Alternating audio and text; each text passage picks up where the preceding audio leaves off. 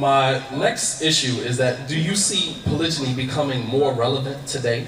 As I stated at the beginning of the conversation, that we're living in a time of sexual revolution, where every particular faith-based group or otherwise is fighting for some relevance or acknowledgement of their sexual orientation. If it's not the LGBT community fighting for whatever rights they're fighting for, or the Mormons, and I really don't see the Muslims fighting for polygyny, but you find, you know, Christian Mormons that are actually fighting for the right to practice polygyny. And in some states, it is recognized as a right, as a basic right. Do you find that polygyny is becoming more relevant today than any other time? And what do we as Muslims need to do to place polygyny at the forefront of politics so that we could make this more acknowledged in the environment or the society that we live in? Well, my argument is that Islam needs to be at the forefront, not just one element of Islam, just Islam, period. That's one thing. Second thing is that the issue of polygyny is always going to be relevant because Muslims are always going to be talked about, talked against, and that's because Islam is always going to be talked about, talked against. So a lot of times, especially referring to the issue of Muhammad, peace on him, married multiple wives, and his marriage to our mother Aisha at the age of 7 and being consummated at the age of 9. This issue of polygyny, it draws back to that. And Islamophobes, people who speak out against Islam, they use this as their tip of the spear argument to try to defame the image and the reputation of the Messenger of Allah, peace upon him, as being a child Muslim. And they try to use this as justification. See, you see, these Muslims are sexual deviants, these Muslims are sexually degenerate, and they use polygyny as kind of like their footstool, their platform. So we have to own the guidance that Allah has granted us. And we have to let people know that polygyny is not a filthy thing. Polygyny is not a negative thing. But people are negative. There's anything that Islam allows is 100% pure and positive. Human beings were created with deficiency. Guidance doesn't come with deficiency because guidance comes directly from Allah. So that's the conversation that needs to be made. That needs to be made crystal clear. Polygyny is just part of the problem. People don't have a problem with polygyny per se. They have a problem with guidance. They have a problem with Islam. They have a problem with Islam being dominant over everything else. That's the issue that people have. So what about those who are actually interested in Islam, and then when the conversation or the topic of polygyny comes up, it's like, stop right there. He can have more than, especially for women, non-Muslim women. You know, when that topic comes up, it's just like, stop right there. He can have more than one wife. I don't know, you know, because I have a sister, you know, may Allah guide her, and this has been her issue for years. Every time we talk about Islam, I agree with this, I agree with this. She checks all of the boxes until we get to the topic of polygyny. Then it's like, you know, I don't know if I can. So to say that, you know, non-Muslims don't, or people don't really have a problem with polygyny, they have a problem with Islam, you know, I would, you know, beg to argue differently. The reason why I said that is because, like you said, we live in a society that's constantly sexually evolving in the wrong direction. It's not evolving in the correct direction, it's evolving in the wrong direction. We have this whole baby mama concept. It's like, what is that? What's the baby mama concept? You know, like how, like a lot of people, just people in general, Muslims unfortunately are not the exception to this, where you have multiple women who are the mothers of your children, and you have constant sexual access to these women. Okay. We live in a society where that's becoming more acceptable. But to marry a woman and to give her dignity and honor through marriage, people deem that as a problem. So in other words, people don't have a problem with a man being married to one woman and having several bedfellows, but they have a problem with a man having multiple wives, in which they're on equal playing field and they have dignity and honor based on the guidance of Islam. For some reason, that seems to be a problem. For some reason, it doesn't seem to be a problem that a man and another man can get married, or a woman and another woman can get married, but a man having more than one wife, that's so filthy, that's so dirty. We have a very corrupt, sick society. Absolutely. So in other words, it's not a problem for a guy to have 50 different sexual partners and to have children with about 30 of them. But it's a problem for a man to have 2, 3, or 4 wives. Who he's taking care of equally, who is honored with justice. Exactly. Exactly. First of all, with respect, because he's marrying them and not just using them as sexual object. Two, he's doing what Allah says, as being being protectors, being providers, being facilitators. So that's, even us as Muslims, we have a problem with what Allah deems to be okay. The leadership of Islam plays a major role in shaping the way that these type of discussions are had in the community. And if the imams, and it's just like with the issue of the Dajjal, you know, the Prophet ﷺ mentioned that there will come a time where people would not talk about the Dajjal. And he mentioned that there was not a prophet that came before me except that they warned the Ummah about the Dajjal. And today, it's very rare that you hear conversations about the Dajjal and the changing of the society in preparation for the coming of the Dajjal. So, you know, the point that I'm making is that in order for us to change the narrative, you know, in our communities regarding these issues, is that it starts with the leadership.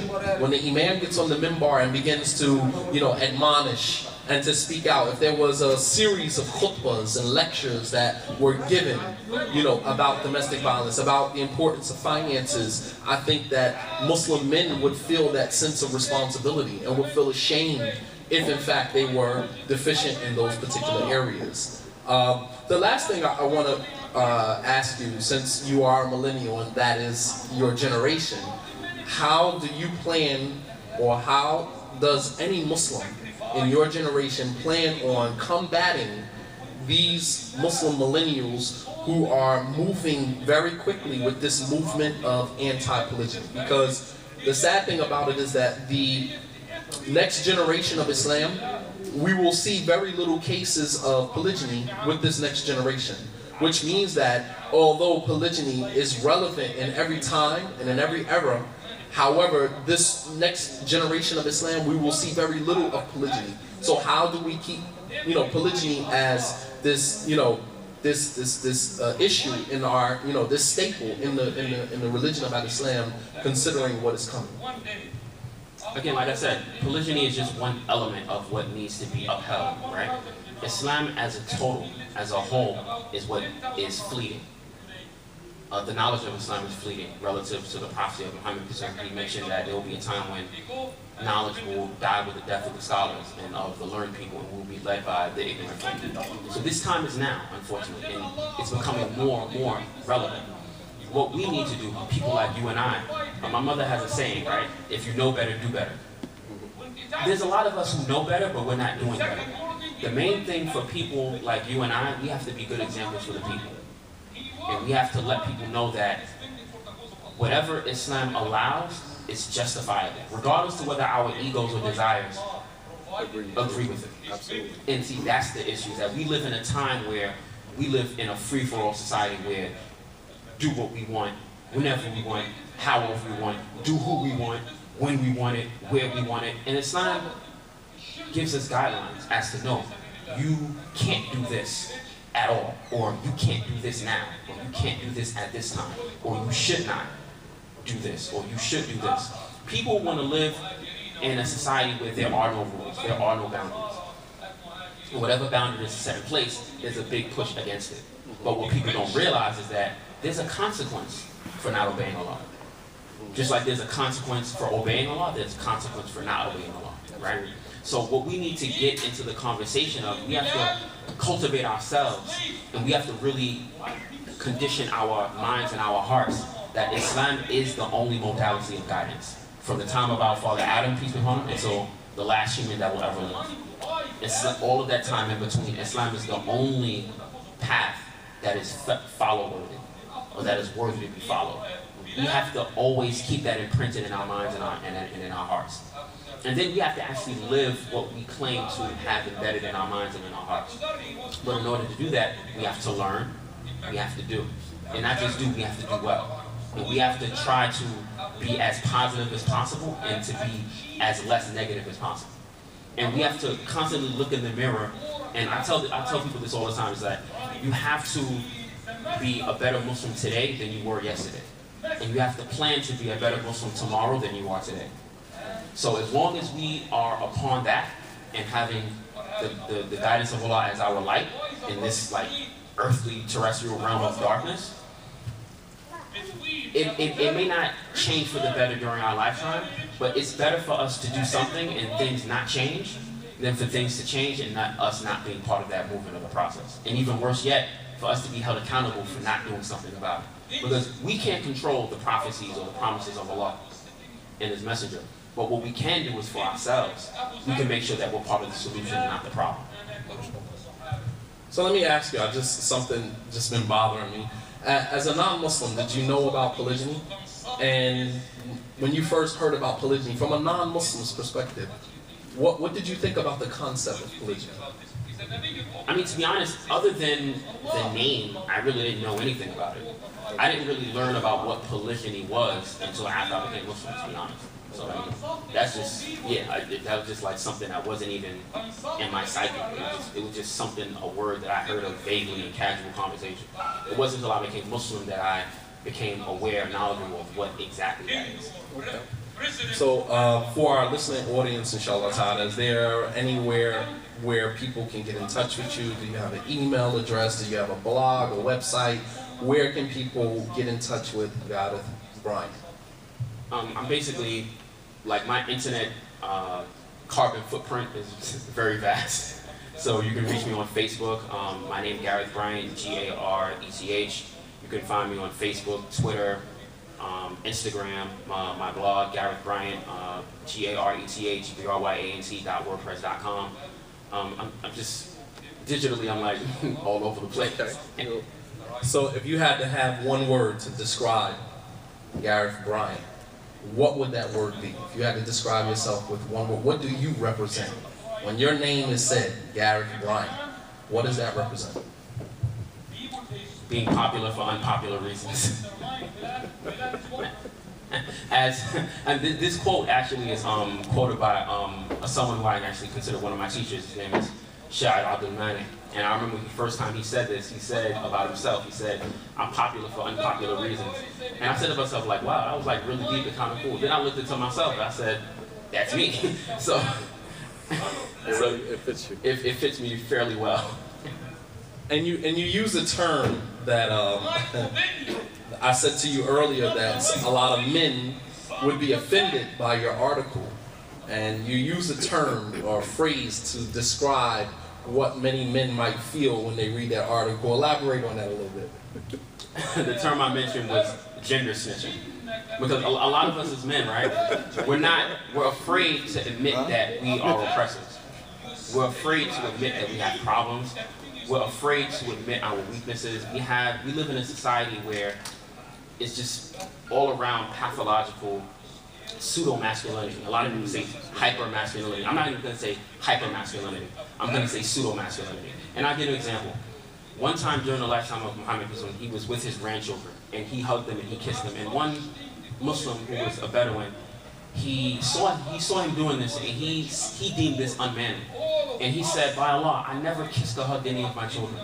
And then Muhammad said, "Then I am not blameworthy for Allah striking mercy from your heart." Because showing positive affection toward the creation is a sign of mercy. We become a very merciless gender. We become a very merciless demographic. We become a very merciless people. And we see that Muhammad was the exact opposite of that. Is that we claim this boisterous claim of manhood this, manhood that. But when you look at the embodiment of manhood by the greatest creative thing Allah ever allowed to exist, he never struck any of his wives. He never abused an elderly person. He never abused a child. But yet you see us who want to beat our chests like a pit bull on steroids, and we do the exact opposite of the character of Muhammad, peace be upon him. And it's wrong. It's under the guise of masculinity. Yeah, and again, it's not even hyper masculinity. It's pseudo masculinity. Because I tell people all the time, and beating on someone, shooting someone, killing someone, going to jail, getting locked up, I'm not impressed or intimidated by that. Because punks do crimes all the time. Punks kill people all the time. Punks get locked up every day. So I'm not impressed by a person who has a criminal record, who beats on a person. That doesn't make you manly. What makes you manly is being able to see a situation that you're in, knowing that you can be dominant, and then walking away.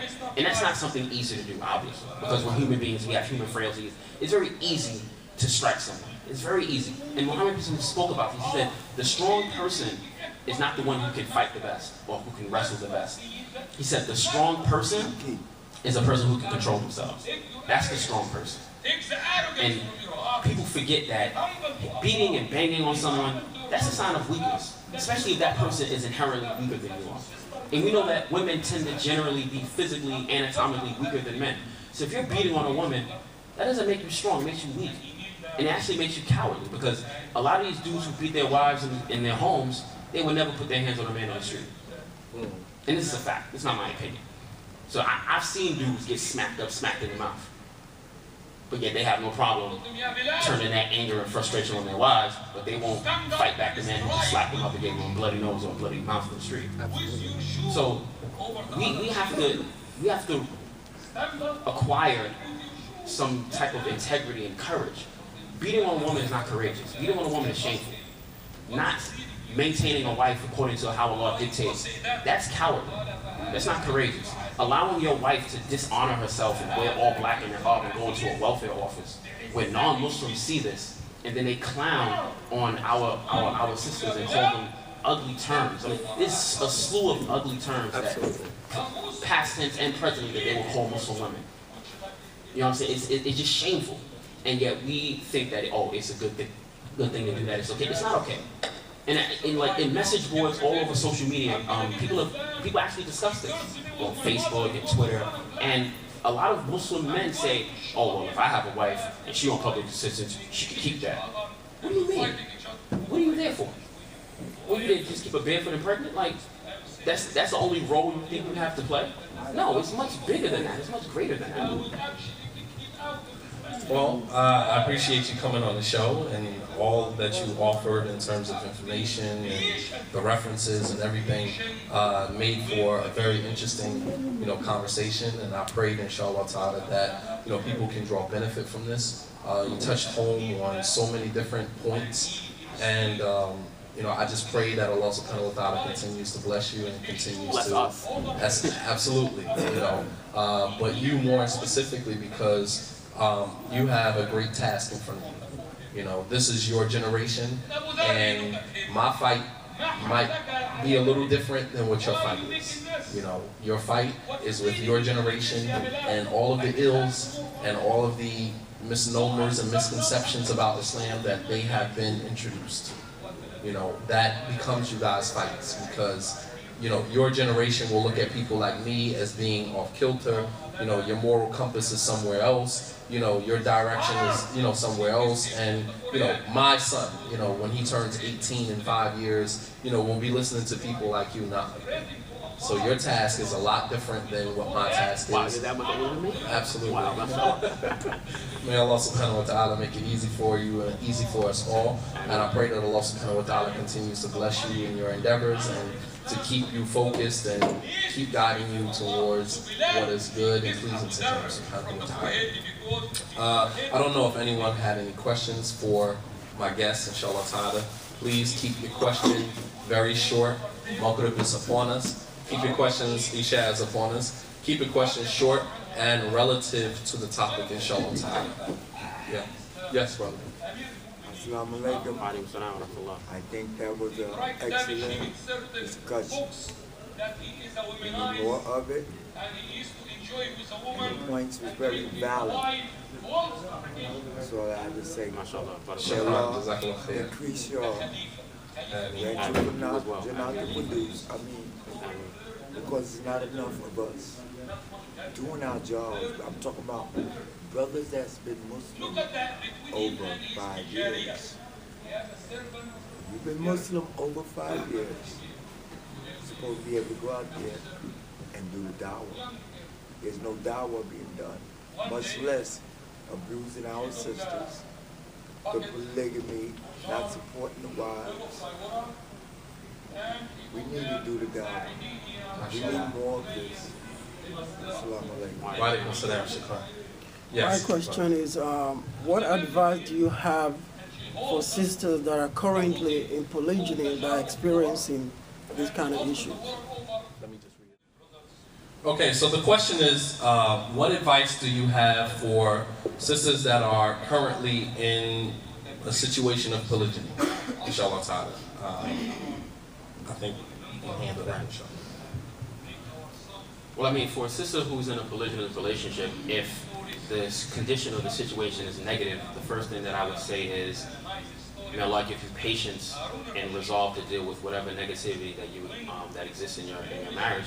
And then the second thing is, try to work with your husband for ways to set solution sets to fix your problems.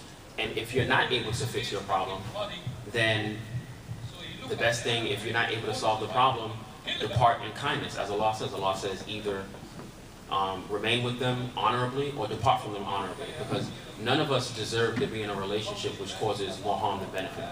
And that's actually one of the things that we have to realize, is that there's a wisdom and there's a blessing, there's a benefit in divorce. So that because if you're not able to cohabitate with someone in harmony, it's best to depart from them in harmony. You don't want to be in a relationship where things are getting worse and not better. And also, you have to try to exert all positive resources before you get to that point. A lot of us, we see a test and we want to run away from it, and that's not the best solution. But if you've exerted all that you can Islamically, and if you've exerted all that you can from your human ability to make something work and it doesn't work, it's best to leave it alone, because you don't want to cause harm to yourself for yourself. You don't want to cause harm to or for another person. Another question that came to me, actually someone sent it on Twitter, is what was the purpose of your argument, your article? What was the intent behind it? What was the overall goal for writing the article? I mean, to be honest, my objective was to get the conversation sparked in a way that not many people are brave enough to face. A lot of people that have written about polygyny, to be honest, most people who have written about polygyny have been non-Muslims and Muslim women. And I felt that it was necessary for Muslim men to step up and write about why these issues are the way they are. We need to know why Muslim women are averse to polygyny. Whether it's for us or against it, whether it's for our favor or against our favor. We need to know why our projection of what polygyny is and should be, why is it a conflict? Why and how is it a conflict to Muslim women? What are we not doing? Because again, it's very easy to point the finger and play the victim card. It takes courage to recognize, okay, maybe I'm the problem. Maybe it's something within me. Maybe it's a disease in my mind and my heart and my soul that Allah has chosen to not rectify because I have not taken the steps to rectify. Maybe it's me.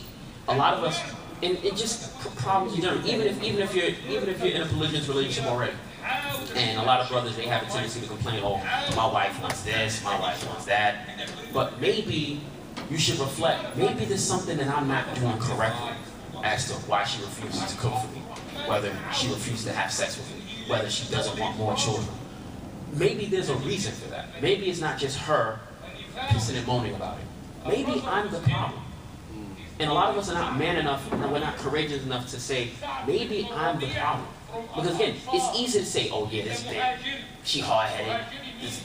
It's very easy to say that. But it's very difficult to say, okay, maybe it's me that's the problem. Self-reflect. Exactly. Absolutely. Okay. So we have time for one more question. I don't know if any of the sisters had any questions about the article or about the conversation of polygyny. Why do you, I think this is something I wanted to ask you, why do you think that it's so hard for Muslim women to accept polygyny today? You find that when the conversation of polygyny comes up in many households, the woman's like, I don't want to hear about that, don't bring that conversation up in my home, you know, I'm not, you know, and it may not necessarily have anything to do with failure in any of the areas that you mentioned, it's just that that is the normal response, you know, that has become the standard response to polygyny when the conversation is introduced. I would say one of the reasons why a lot of, in reference to what you were saying, I think one of the reasons why a lot of Muslim women, or just women in general, are averse to polygyny is feminism and watching too much Sex in the City. Oh boy, them people are there. You're gonna definitely catch a lot of flack for that. Yeah. Feminism, I think, yes, we have, I think, many Muslim women, because you have a movement, even on Twitter now, Muslim feminists.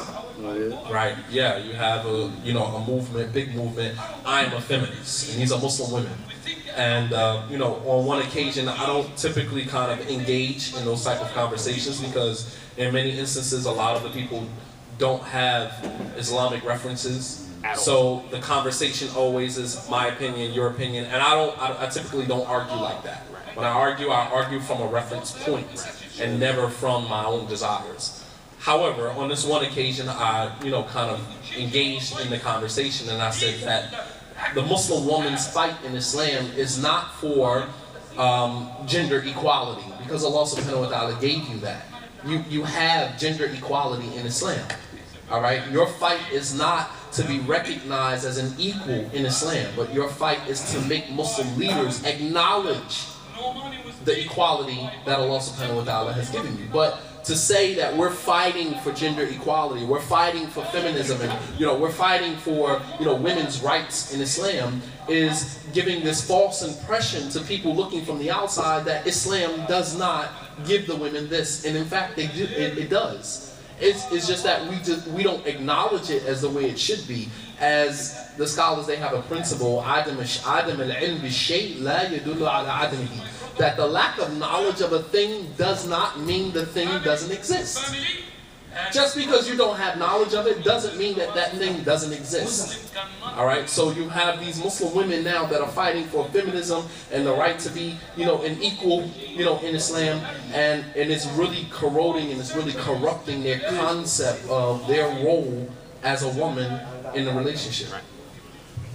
Pertaining to that, one of the things that we have to acknowledge and that we have to keep in proper perspective is that referring to equality, right? There's a secular definition of equality, there's an Islamic definition of equality. Referring to equality between the genders, from a spiritual perspective, men and women are 100% equal because we were both created with souls, we were both created as human beings by our Creator. So from a spiritual element, no one can ever say that men are here, women are down here. And we have an equal opportunity at paradise. Right. The opportunity. Exactly. And more importantly, we have an equal potential to define and refine and constantly make clear, definitive, positive connections and relationships with our Creator. So from the spiritual realm, there's no men and women are 100% equal. But from a terrestrial perspective, from a mundane perspective, you cannot make men and women equal because we're not the same. We have different body parts, we think differently, we feel differently, our instincts are different. There's a reason why maternal instincts are maternal instincts, because they're exclusive for women. There's a reason why women give birth and not men, because we don't have the anatomical framework to do so.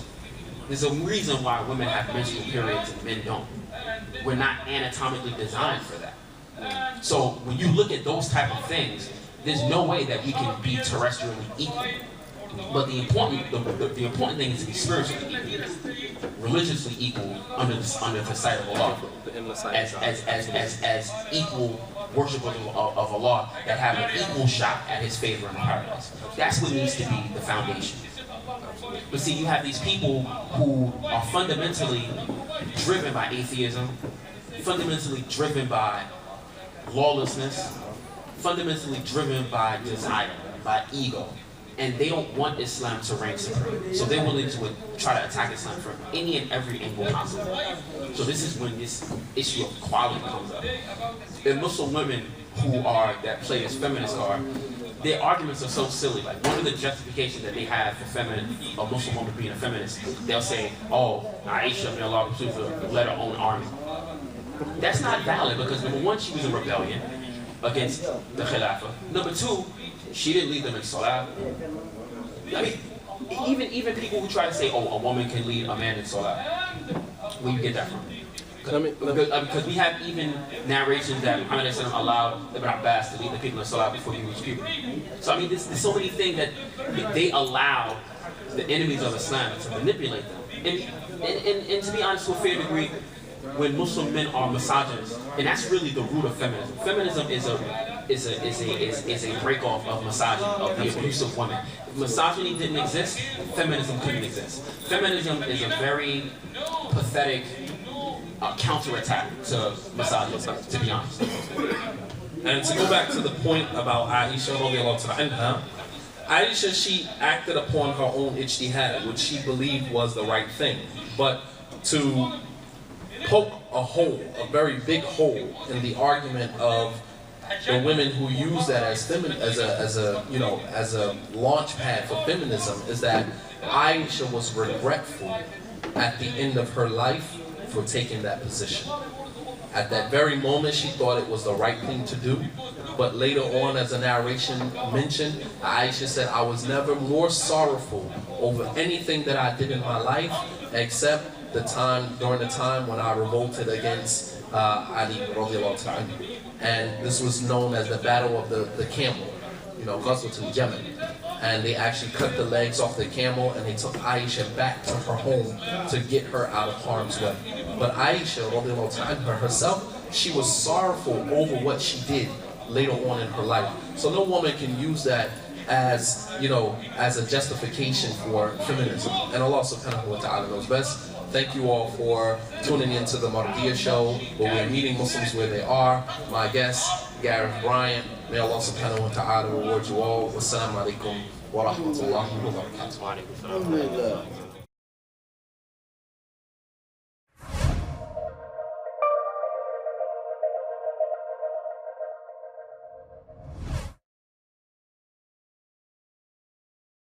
What separates people who get divorced from people who stay together are really not their problems. Generally all couples face financial problems, they may face child rearing problems, they may face some intimacy problems, they may face in-law problems, they may face time problems, but it's all how we deal with the problem and not what the problem is. Too many times couples get fed up with dealing with the issues around the problem and just say, I'm done. Astaghfirullah, I'm just out of here.